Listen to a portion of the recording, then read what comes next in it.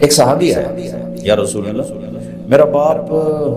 میرا پیسہ مجھ سے پوچھے بغیر ہی خرچ کرتا ہے۔ بات تو قانون کی اس نے ٹھیک کی تھی کہ اگر بیٹے کی کمائی ذاتی ہو، ذاتی باپ کی طرف سے نہ ہو، ذاتی محنت مزدوری کر کے ہو،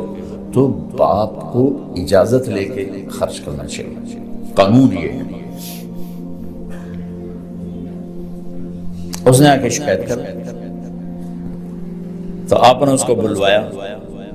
جب اسے پتا چلا کہ میرے بیٹے نے میری شکایت کی تو ان کو بڑا غم ہوا۔ تو عرب تو پیدائشی شاعر ہوتے تھے، ماں کا دودھ چھوڑتے تھے اور شعر کہنا شروع کر دیتے تھے، عرب کا ماحول ایسا تھا۔ تو اس کو انہیں جب پتا چلا کہ میرے بیٹے نے میری شکایت کی تو ان کو رنج ہوا، تو انہیں کچھ شعر کہے، زبان سے نہیں، دل میں، دکھ میں آ کر اشعار۔ جب یہ آئے نا مسجد میں تو جبریل پہلے آ چکے، یا رسول اللہ تعالیٰ فرما رہے ہیں کہ آپ ان کا کیس بعد میں سنیں، اس سے کہیں وہ شعر سنا جو تیری زبان پہ تو نہیں آئے پر اللہ نے سنا۔ میرے اللہ کی نظر کیسی ہے بتایا ہے، میرے اللہ کا سننا کیسا ہے بتا رہا ہوں۔ آپ نے کہا اچھا بھائی تیرا معاملہ تو ہم سنتے ہیں، لیکن پہلے تو بتا کہ وہ کون سے اشعار ہیں جو تو نے دل ہی دل میں کہے، زبان پر نہیں ہے اور اللہ نے اسے عرشوں پر سنا ہے۔ وہ کہنے لگا یا رسول اللہ ہم تو پہلے ہی آپ کا ایمان لائے ہیں، پر روز ہی ہمارا ایمان بڑھ جاتا ہے اس قسم کی چیزوں سے کہ آپ کا رب کیا طاقتور رب ہے، جس نے میرے دل کی دھڑکنوں میں اٹھنے والی آواز کو بھی سن لیا۔ میں نے تو زبان سے ایک لفظ نہیں کہا تھا، آپ نے کہا تو سنا کیا کہا تھا؟ اور یہ ایک آدمی سوچ رہا ہے، اب جتنے بیٹھے ہو سب اپنے دلوں میں پتہ نہیں کیا کیا سوچے جا رہے، وہ سب پر نظر کی ہوئے، سب کو دیکھ رہا، سب کو سن رہا ہے۔ کیا کہا تھا؟ کہا جی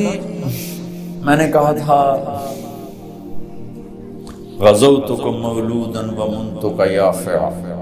تعل بما اجنی علیک وتنہل فاذا ذاقتک بالسقم لیلة لم ابت لسقمک الا ساہرا اتململ کأنی انا المطروق دونک بالذی طرقت به دونی فعینی تہمل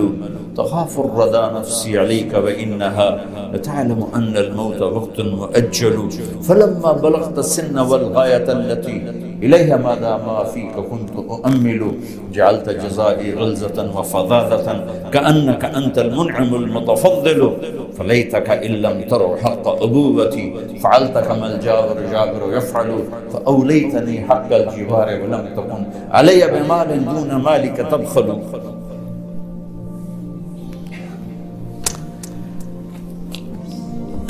کیا کلام ہے، میں کہاں سے ترجمہ کروں؟ کہا بیٹا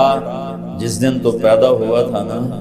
اسی دن سے ہم نے اپنے لیے جینا چھوڑ دیا تھا۔ ایک پیو دی فریاد سنتی تھی، بچے بھی بیٹھے ہو، پیو بھی بیٹھے ہو،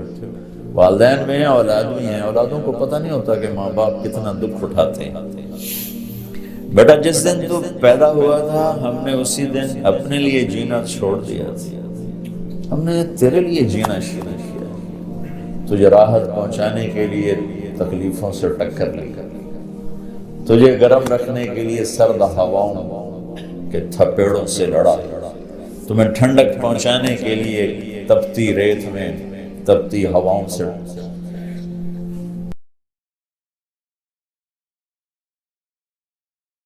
تجھے کھلانے کے لیے اپنا پیٹ کاٹا، تجھے خوش رکھنے کے لیے غموں کو سینے سے لگا لیا، تمہیں سکھ پہنچانے کے لیے دکھوں سے صلح کر کہ تو خوش رہے، تو خوش رہے، تیری خوشی دیکھنے کے لیے اپنے آپ کو مشقت کی چکی میں پیس کے رکھ، اور جب کبھی تو بیمار ہوتا تھا تو ساری رات تیرے سرانے گزر جاتی تھی، کبھی تیری ماں بیٹھی، کبھی تیرا باپ بیٹھا ہے کہ کہیں مر نہ جائے، کہیں مر نہ جائے۔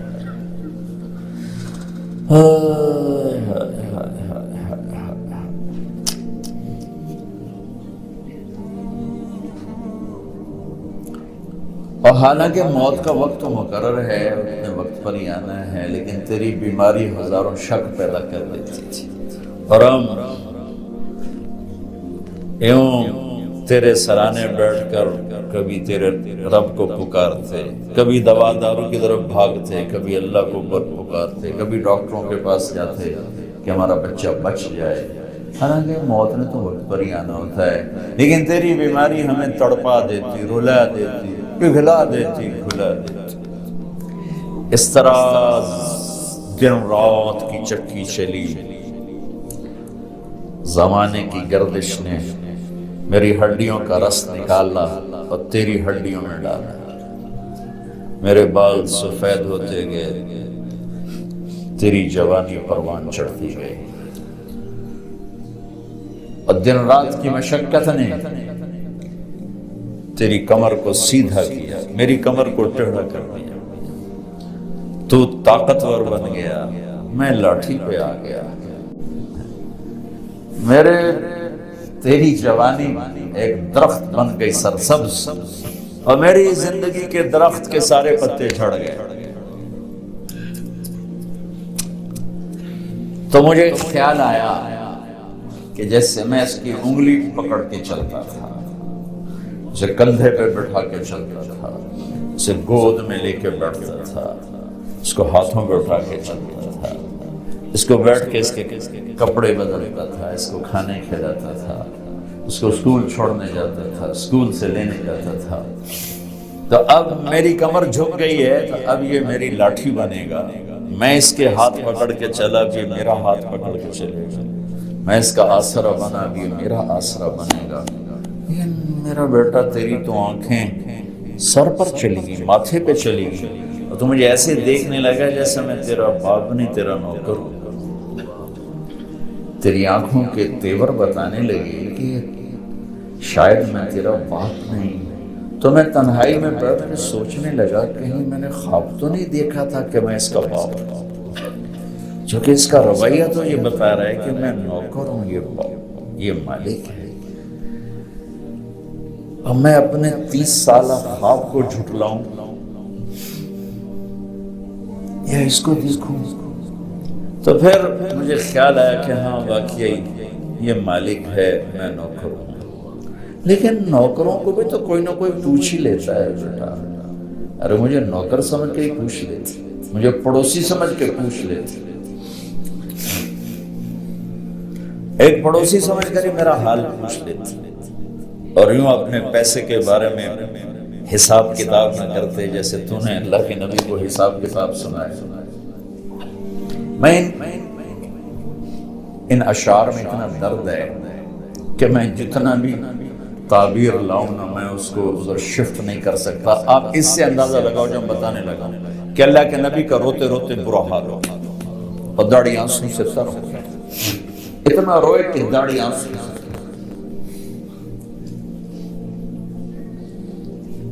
تو میں ان کو کیسے اردو میں کیسے لاؤں؟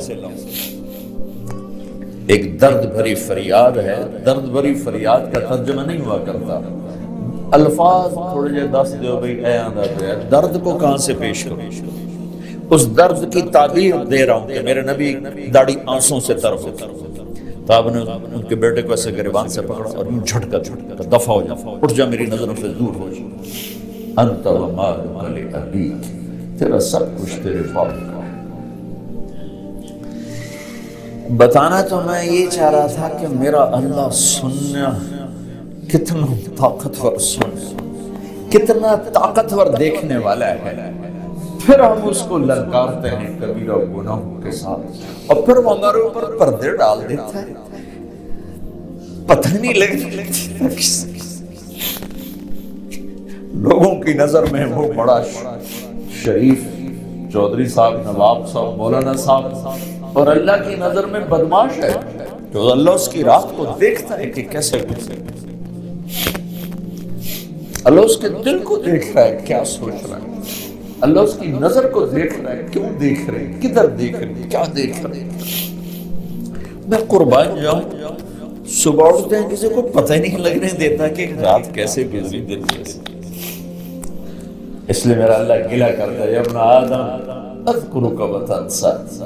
پھر بندے میں تو تمہیں یاد رکھتا ہوں، تو ہی مجھے بھولتا ہے۔ اولادیں بھولتی ہیں، ماں پہ کتنے بھولتے ہیں؟ کبھی ماں پہ بھی بھولے اولاد، ہمیشہ اولادیں بھولتی ہیں۔ تو میرا اللہ گلہ کرتا ہے اذکرک وتنسا،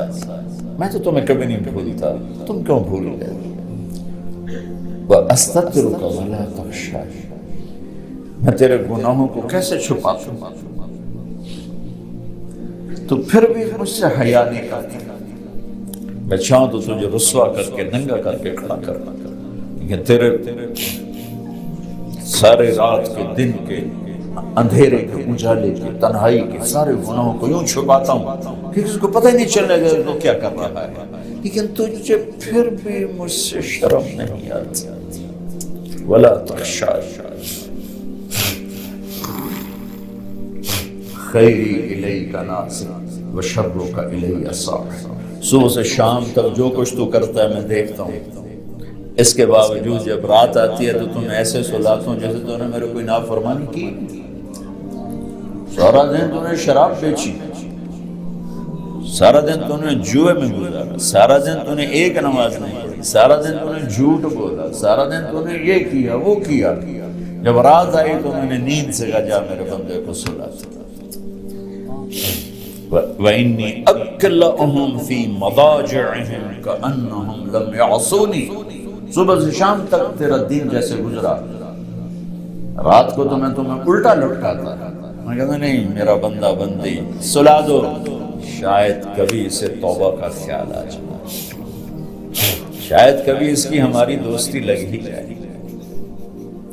دیکھو بڑے لوگوں سے دوستی لگانے کے لیے ایمان بیچنا پڑتا ہے، ضمیر کو مارنا پڑتا ہے، غیرت کے سودے کرنے پڑتے ہیں، کیا حلال حرام کے قصے